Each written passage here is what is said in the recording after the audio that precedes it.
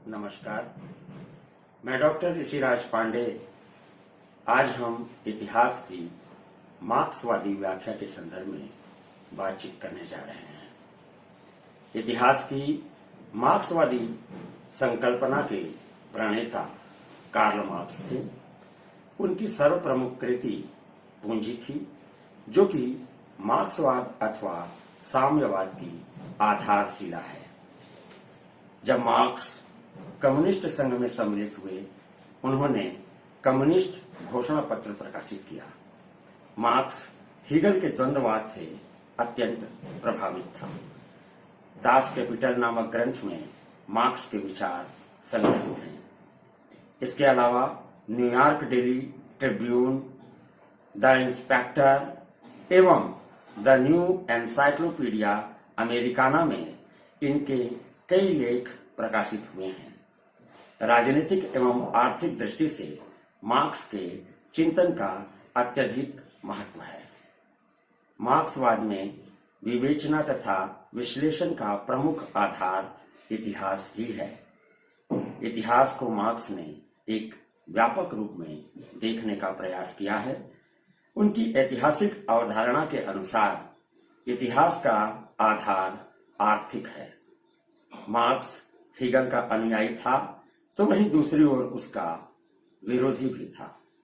उसने हीगल के द्वंद्ववाद को स्वीकार किया और उसके आदर्शवादी दर्शन के विरुद्ध अपना भौतिकवादी दर्शन प्रतिपादित किया। मार्क्स का कहना था कि ऐतिहासिक संदर्भ में मनुष्य को समझने के लिए उत्पादन तथा विनिमय को समझना आवश्यक है। मार्क्स के अनुसार मानव जीवन में सामाजिक, राजनीतिक एवं आर्थिक तत्वों की महत्वपूर्ण भूमिका होती है। मार्क्स ने आर्थिक दशाओं के आधार पर मानव इतिहास को 5 सामाजिक अवस्थाओं में विभाजित किया है। आदिम साम्यवादी युग, दासता का युग, सामंतवादी युग, पूंजीवादी युग तथा समाजवादी युग आदि।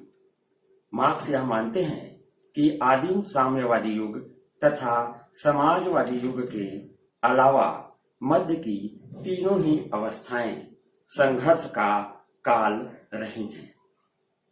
इरफान हबीब ने लिखा है, मार्क्स ने सामाजिक विकास के संदर्भ में सर्वाधिक महत्व उत्पादन की वस्तुओं को, जिनके सहारे मनुष्य अपना जीवन यापन करता है, दिया है, जो कि मानव जीवन का सबसे महत्वपूर्ण तत्व है। वे आगे लिखते हैं, लोगों की एक बड़ी संख्या अपने अस्तित्व की बुनियादी आवश्यकता से अधिक उत्पादन करता है तथा एक छोटी सी संख्या उस अतिरिक्त उत्पादन को हड़प लेती है। इसी से शोषित और शोषक वर्गों के बीच संघर्ष होते हैं। हबीब आगे बड़े जोर शोर से कहते हैं कि मार्क्स की इतिहास विषयक अवधारणाएं उन क्षेत्रों में शोध की आवश्यकताओं को रेखांकित करती हैं जो क्षेत्र पहले इतिहास से संबंधित नहीं समझे जाते थे। मार्क्स की ऐतिहासिक व्याख्या को ऐतिहासिक भौतिकवाद के नाम से जाना जाता है। मार्क्स के अनुसार इतिहास में 3 तत्व होते हैं जो एक दूसरे से अविभाज्य हैं और तीनों मिलकर एक तार्किक तथा परस्पर संबंध ग्रहण करते हैं।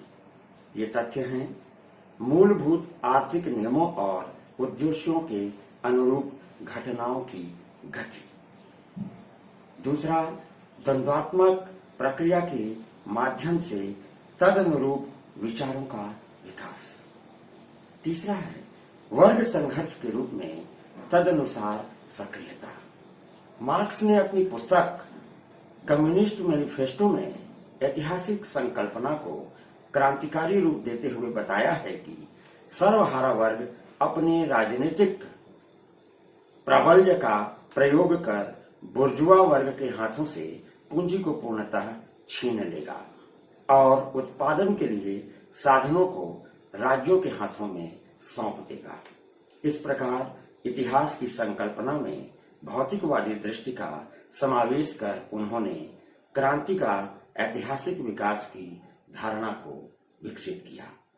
मार्क्स के लिए भौतिक और सामान्य विज्ञान ही ज्ञान की एकमात्र विधा है। धर्म तथा दर्शन भ्रांति एवं कल्पना मात्र है। मार्क्स द्वारा प्रतिपादित सामाजिक विकास के सिद्धांत तथा इतिहास की व्याख्या बहुत ही प्रासंगिक थी। इसके समकालीन तथा परवर्ती विद्वानों ने इसका उपयोग करके इतिहास का पुनर्लेखन किया है। मार्क्स के समकालीन हेनरी मॉर्गन ने अपनी कृति एंशिएंट सोसाइटी में आदि मानव के इतिहास की भौतिकवादी व्याख्या प्रस्तुत की है। पश्चिम के महत्वपूर्ण इतिहासकार Albert Soboul, George Rudé, Maurice Dobb, Christopher Hill, George Lefebvre, Eric Hobsbawm, Rodney Hilton, E P. Thompson, Eugene D Genovese, Robert Brenner ने मार्क्सवादी इतिहास लेखन का महती कार्य किया है।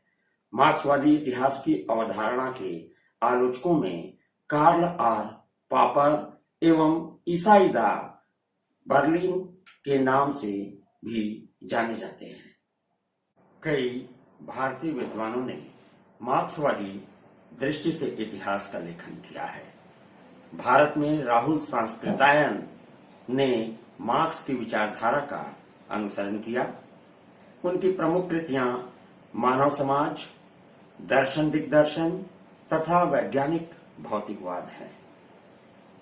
डी कौशाम्बी ने study of Indian history, myth and reality, culture and civilisation of ancient India in historical outline, professor Ramsharan Sharma ने भारतीय सामंतवाद, प्रोफेसर रोमिला थापर ने प्राचीन भारत का इतिहास तथा अशोक और मौर्य साम्राज्य का पतन, प्रोफेसर नूरुल हसन ने some thought of agrarian relation in Mughal India, doctor Ishtiaq Husain Qureshi ने the administration of the Delhi sultanate, professor Irfan Habib ने agrarian system of Mughal India, professor Satish Chandra ने parties and politics in the Mughal court, A R. Desai ने भारतीय राष्ट्रवाद की सामाजिक आर्थिक पृष्ठभूमि, प्रोफेसर रामविलास शर्मा ने भारत में अंग्रेजी राज और मार्क्सवाद, सुमित सरकार ने मॉडर्न इंडिया, विपिन चंद्र ने the rise and growth of Indian nationalism नामक ग्रंथों की रचनाएं मार्क्सवादी विचारधारा से प्रभावित होकर इतिहास लेखन का कार्य संपन्न किया है। बहुत बहुत धन्यवाद।